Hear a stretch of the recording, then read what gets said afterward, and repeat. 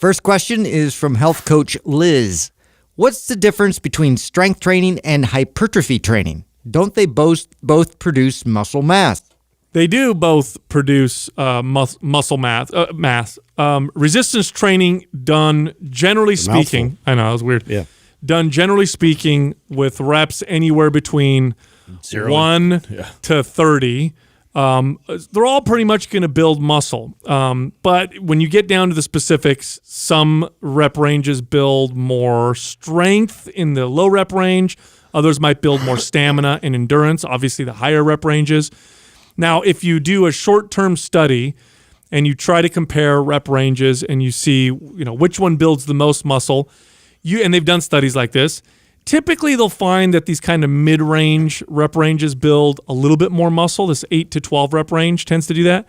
But here's the problem with that. The problem with that is if you stay in that rep range for too long, it actually stops working, and then you build more muscle by switching out of it. In fact, some of the greatest muscle gains I've ever seen in clients were taking people that always trained in the 8 to 12 rep range and then just move them out of it, and then they see these huge gains. So I think it is important to understand the differences, but don't get caught up in them. Realize that all of them, if your goal is to build muscle and develop a balanced physique, then you should train in all of the rep ranges. The only people that should stick primarily in one, but even then I'll recommend that they move out every once in a while, are people who have to compete in that particular rep range. So if you're a power lifter, you're probably going to spend most of your time in the lower rep ranges. For example, if you're an athlete and you want to build strength endurance, you might spend more of your time in the higher rep ranges. But for the average person, you want to play with all of them. Well, I think you should have clarified first that the rep ranges for each one of those, what represents them, right? So we're assuming that everybody knows that strength training is the 1 to kind of 5 rep range or 1 to 6 rep range, and hypertrophy is somewhere between 8 to 12 rep range. So that's the difference between the two of them is the rep ranges that we're talking about. And technically rest periods and tempo can be in there. So there's I forget where I came across. Boy, this today. I came across this infographic that had it was a quadrant, and you had your strength training up to your power, strength, hypertrophy, and then endurance, right? So, and your power is in this under two reps, so the single rep, and it's fast 1-1-1 tempo. So you're just working on explosive training. That would be power, and then strength would technically be somewhere between the 2 and the 6 rep range, and then your tempo is a 1-2-1 type of tempo for that, and longer rest periods. And then you start going into the hypertrophy, which is 8 to 12 rep range, 90-second type of rest periods, tempo being more like a 2-2-2 type of tempo, or a 4-2-2. And then you get into your endurance, which is over 15 rep range and short to no rest periods.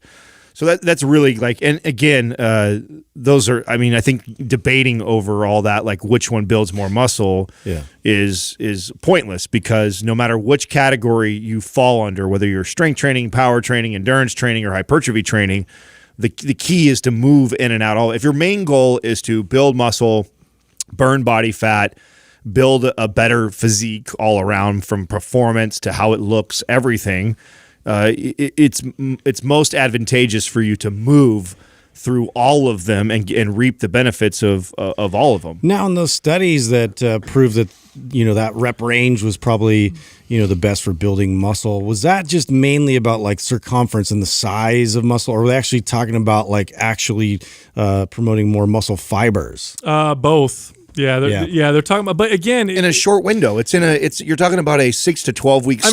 Here's the bottom line. The bottom line is all those rep ranges build muscle. Yeah. And they all have different benefits. And they're going to build a lot of muscle if it's new for you. If you haven't trained, if you look at all of our MAPS programs, and we target different avatars. So there's, MAPS programs for more bodybuilder-oriented people, MAPS programs for people who like to do unconventional training, for people who like to train more athletically, and so on.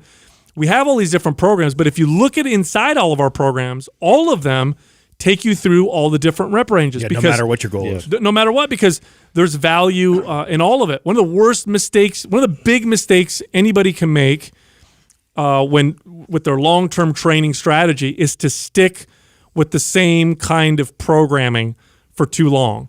No matter how great your program, and programming refers to exercises, sets, reps, rest periods, essentially the structure and style of the workout. If you stay in a style for too long, it just stops working. Doesn't matter how great it worked for you to begin with. Everything works, nothing works forever. The body's always trying to get more efficient and better at whatever you're doing. And so that's just what happens. Totally. I mean, the first MAPS program created was MAPS Anabolic. It's a very good general muscle builder, metabolism booster. It's great for strength. And it starts with the phase 1, which is low reps. And what's great about that, and one of the reasons why I put that phase first when I first wrote that, is because I knew a lot of people would get the program who rarely train in that phase, that were used to training in 8 to 12 or 15 to 20 reps, because that's what people tend to do. So then they do the program, get in that first phase, and it will blow them away right out the gates because it was a new stimulus. They never had trained consistently in that rep range. That's by far one of the biggest mistakes, long-term speaking, is sticking too long in one thing and getting caught up in this kind of stuff. This is where data and studies can lead people wrong, because the studies aren't wrong.